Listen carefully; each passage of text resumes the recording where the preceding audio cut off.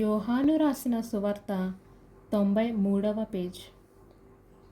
కాబట్టి యేసు తాను మృతులలో నుండి లేపిన లాజరును ఉన్న బేతేనుకు పస్కా పండగకు 6 దినములు ముందుగా వచ్చెను. అక్కడ వారు ఆయనకు విందు చేసిరి. మార్త ఉపచారము చేసెను. లాజరు ఆయనతో కూడా భోజనమునకు కూర్చున్న వారిలో ఒకడు.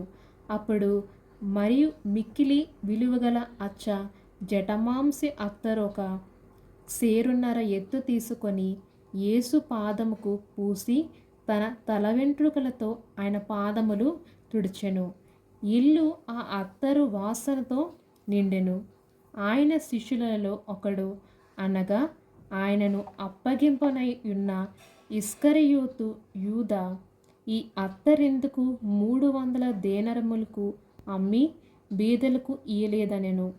వాడు ఇలాగు చెప్పినది బీదల మీద శ్రద్ధ కలిగి కాదు గాని, వాడు దొంగయై యుండి తను దగ్గర డబ్బు సంచి ఉన్నందున అందులో వేయబడినది దొంగిలించుచు వచ్చెను గనుక అలాగు చెప్పెను. కాబట్టి యేసు, నన్ను పాతిపెట్టి దినమున ఆమెను దీన్ని నుంచుకొనీడి.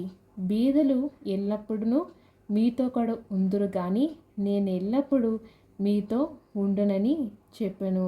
ఆమేన్.